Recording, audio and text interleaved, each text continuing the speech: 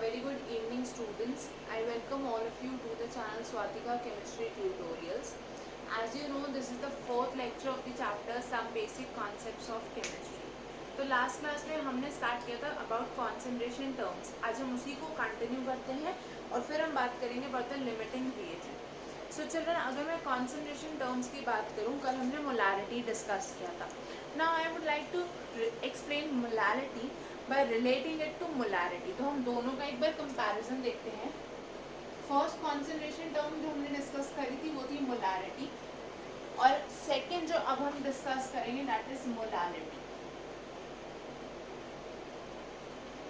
Molarity को हमने represent किया था बाय कैपिटल एम. मोलारिटी को हम रिप्रेजेंट करते हैं बाय स्मॉल एम. ठीक है, डिफरेंस क्या है? बस यहाँ पे आर है, यहाँ पे एल है. Molarity and molarity, capital M small M. Next, molarity को हमने डिफाइन करा था as number of moles of solute in 1 litre solution. 1 litre solution में कितने मोल्स ऑफ सॉल्यूट है. यहाँ पे हम इसको कैसे डिफाइन करते हैं? We define it as number of moles of solute in 1 kg solvent. Difference कहाँ आ गया?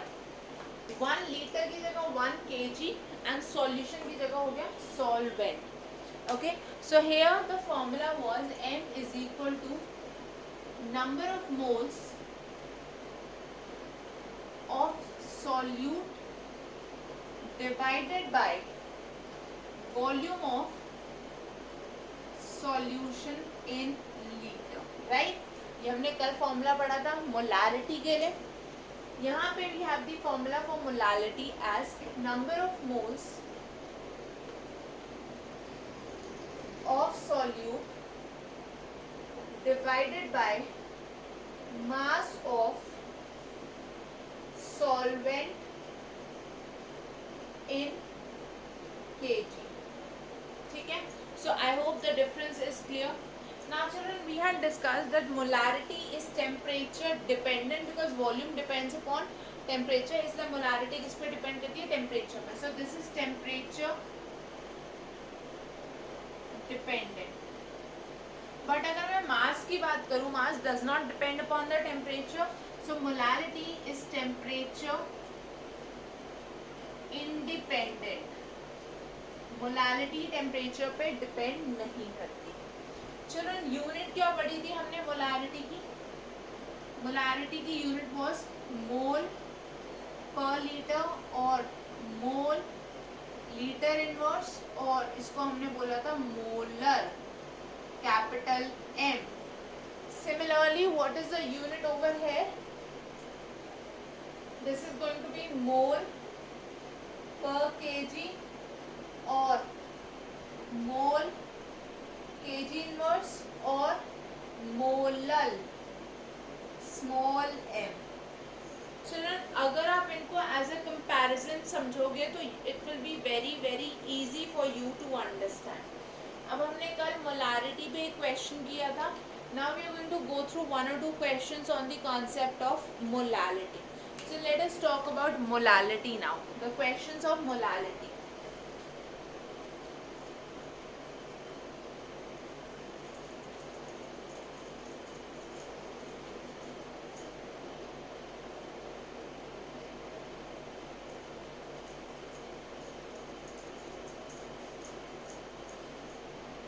So you can write down one question for molality. Calculate the molality of a solution containing. Calculate the molality of a solution containing 10 gram sodium hydroxide in containing 10 gram sodium hydroxide in 100 gram water. तो अगर मेरे पास solution में 10 ग्राम NaOH है और 100 gram water है, I know this is my solute and this is the solvent, right? So number of moles of solute, NaOH का molar mass आपको पता है, that is equal to 40 gram per mole, right? NaOH का molar mass is 40 gram per mole. So number of moles of NaOH will be equal to 10 gram divided by 40 gram per mole, which is equal to 0.25 mole. This is equal to 0.25 mole. Okay. So the molality of solution, the molality value comes out to be 0.25. अब ये ग्राम में given है, so 100 ग्राम को we will have to convert it into kg. So this will come out to be 2.5 mole per kg or 2.5 molar. क्या किया, molar mass लिया solute का, number of moles निकाले सॉल्यूट के, एंड मोलारिटी की formula में put करा number of moles of solute divided by the mass of solvent, and we get the answer in mole per kg. Now children, let us try another question from the topic of molality.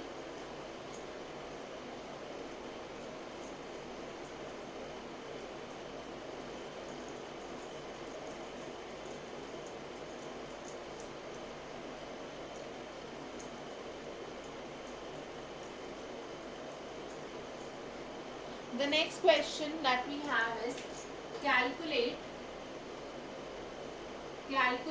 the mass of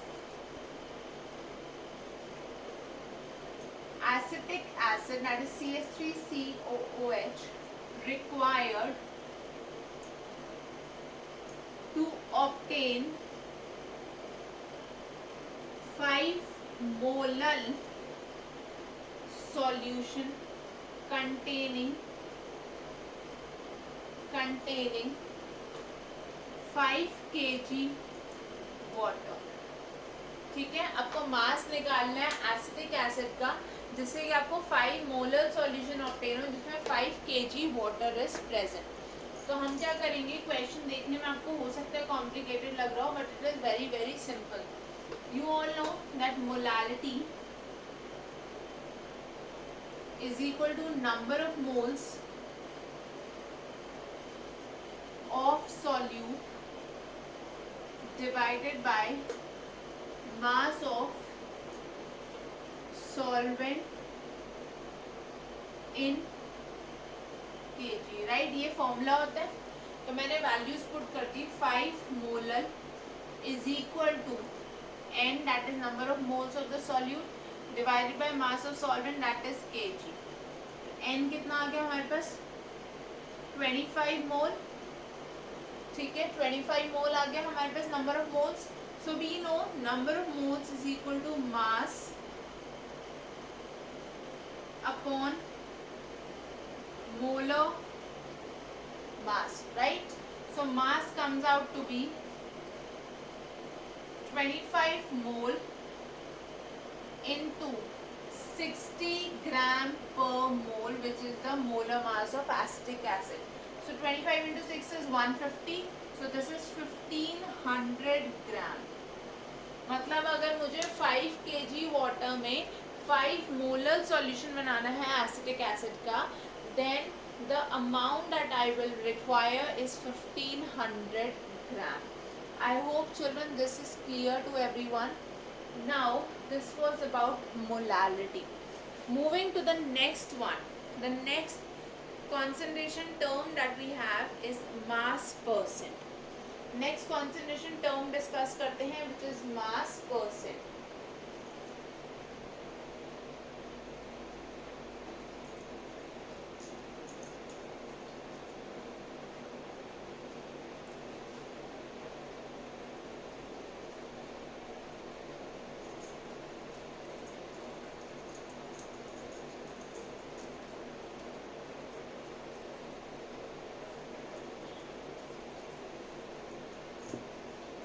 जो third concentration term है it is mass percent और weight percent, जिसको हम represent करते हैं as W by W percent. Children एक चीज में कंफ्यूज बिल्कुल भी नहीं होना है। फिजिक्स में we say that mass and weight are two different things, right? तो उनको हम अलग अलग कंसिडर करते हैं, बट केमिस्ट्री में हम इन टर्म्स को इंटरचेंजेबली यूज करते हैं, मतलब मास की जगह वेट यूज कर लेते हैं हम कई बार, but we take the unit as gram. हम यहाँ पे मास की ही बात कर रहे हैं, ओके? सो इसलिए हम यूनिट लेते हैं ग्राम। अब मैं मास परसेंट की अगर बात करूँ तो it is simply mass of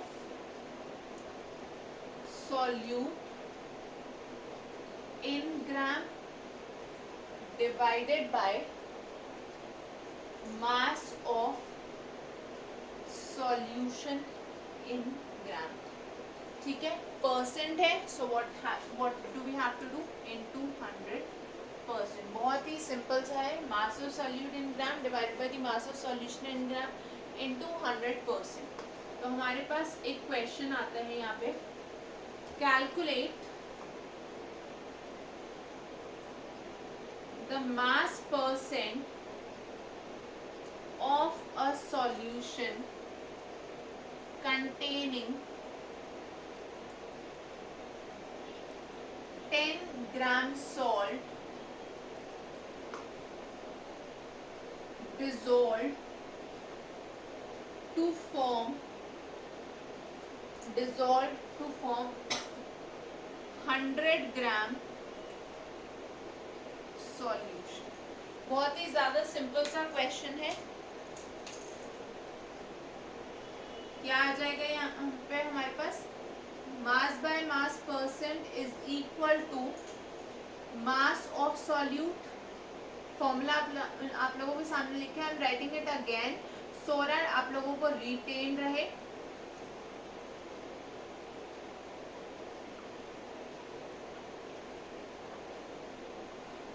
into 100%, right? So यहाँ पे we get it as 10 gram upon 100 gram into 100। So answer आ गया हमारे पास 10%, ठीक है? The answer is 10%। चिल्ड्रन आपको क्लियर हो रहा है कि since we are talking of mass जो कि टेम्परेचर इंडिपेंडेंट है, इसलिए mass percent is also temperature independent, it is not dependent on temperature। Temperature vary करने से सॉल्यूशन का मास परसेंट या weight by weight percent change नहीं होगा। Now this was about the third one, that is mass percent. Coming to the fourth concentration term, that is mole fraction.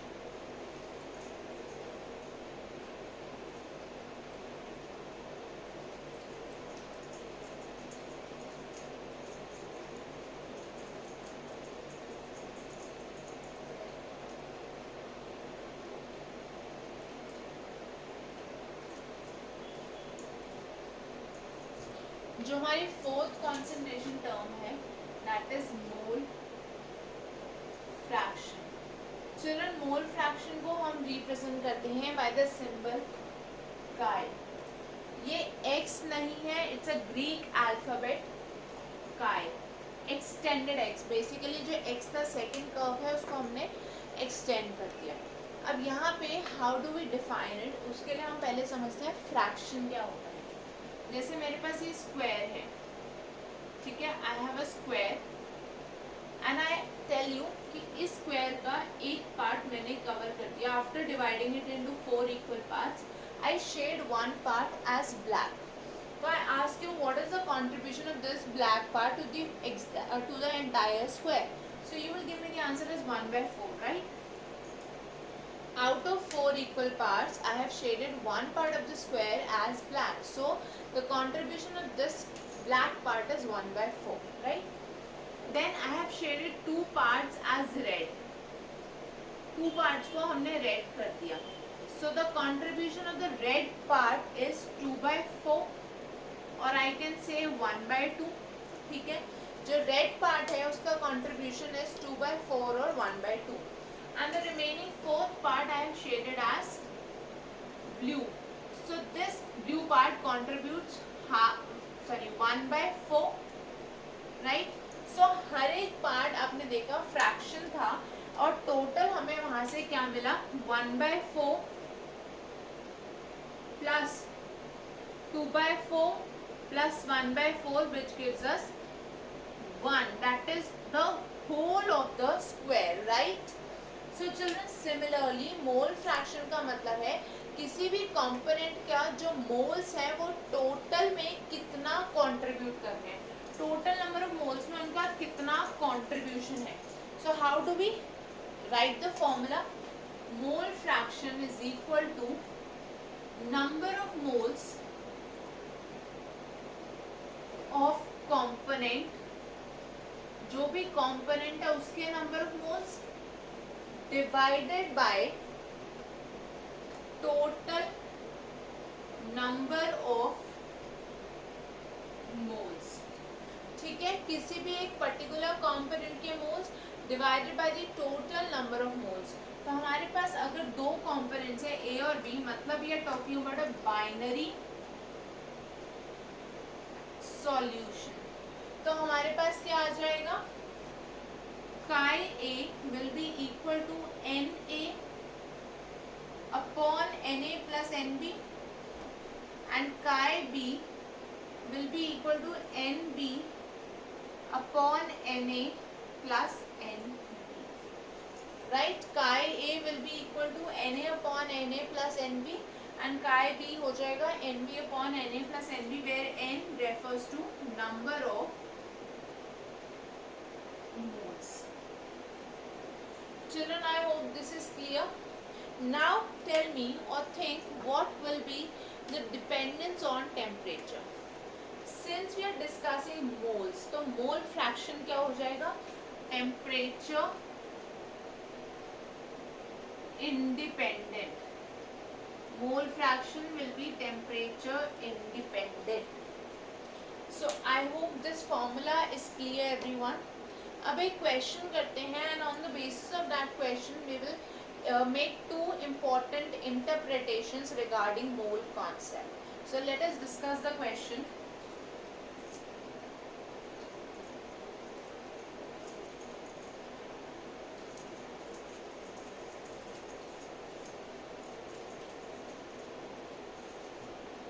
The question is, calculate the mole fractions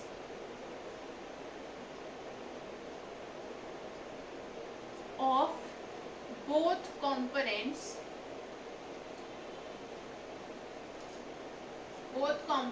in a solution containing 6 gram acetic acid in 162 gram water. हमारे पास 162 gram of water present है और 6 gram of acetic acid present है. सबसे पहले हम क्या करेंगे, इसमें molar mass of acetic acid. I hope ये सबको क्लियर है that acetic acid is the solute in this case.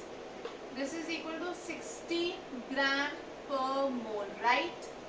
So number of moles of acetic acid will be equal to 6 gram by 60 gram per mole, which is equal to 0.1 mole. ठीक है, acetic acid के moles आ गए 0.1 mole. Molar mass of water is equal to 18 gram per mole. ठीक है, 18 gram per mole. Sorry, make a slide change. This is not 162, this is 16.2. Okay, 16.2 gram. तो number of moles of water कितने हो गए? 16.2 ग्राम divided by 18 gram per mole, which is 0.9 mole. Okay, so this is 0.9 mole. So children, chi of acetic acid will be equal to 0.1 divided by total number of moles मतलब 0.1 plus 0.9. अब आपको पता है 0.1 plus 0.9 is 1 mole, ठीक है, तो 0.1 upon 1 मतलब 0.1, ठीक है, और chi of H2O is equal to 0.9 upon 0.1 plus 0.9 which is equal to 0.9. अब यहाँ से हम तीन important interpretations करेंगे. The first one is if you see both of these, then these are the ratio of moles. ठीक है, ratio है moles का. That is why mole fraction is unitless. Mole fraction की कोई यूनिट नहीं होती because it is a ratio. Okay, the second interpretation is in both the cases the value is less than 1, क्योंकि we are talking of fraction. Fraction हमेशा 1 से कम होता है. Fraction is always less than the whole, right. And lastly when you add both of these, तो आपके पास answer क्या है आएगा 1. हमेशा sum of mole fractions of all the components in the solution, whether there are 2 components, 3 or as many components, the answer, the sum will always be 1, क्योंकि fractions add up होके हमेशा 1 देते हैं. Okay, so these are 3 important interpretations from this question. Let us write down all of these.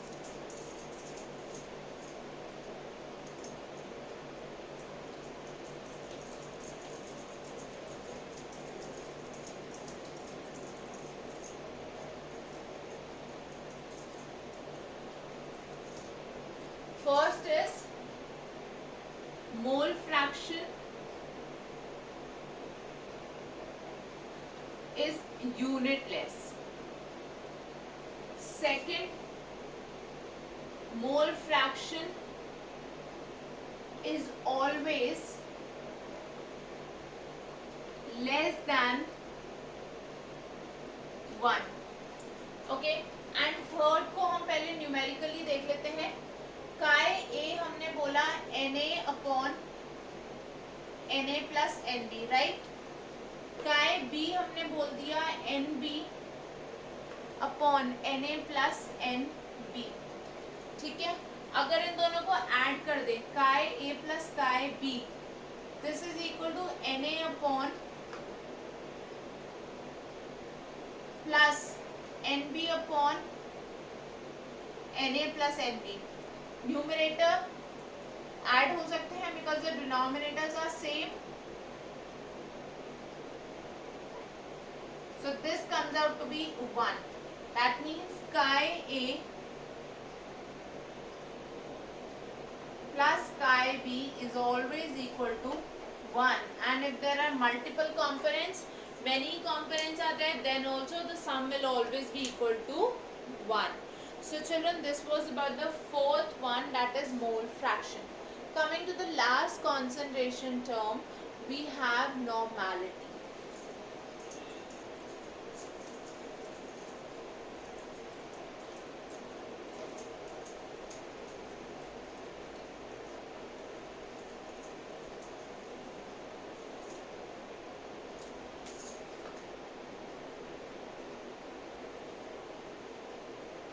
Children, normality में definition जानने से पहले we need to know certain terms. The first one is balance factor और N factor, जिसको हम represent करते हैं N small N, जिसपे सबस्क्रिप्ट लगता है स्मॉल एफ. अब चिल्ड्रन, बैलेंस फैक्टर या एन फैक्टर हम डिस्कस करते हैं in redox reactions. If you all remember, generally it is discussed in redox reaction, and if you all remember what are redox reactions, where reduction and oxidation occur simultaneously. आपने 10th में